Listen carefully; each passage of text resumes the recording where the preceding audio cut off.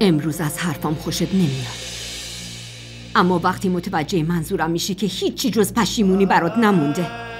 امروز یه مادر نفرینت کرد. انقدر بد با من و دخترات رفتار کردی و ما رو گرسنه و تو سختی نگه داشتی که آرزو میکنم یه روز خودت هم همینجوری گرسنگی بکشی.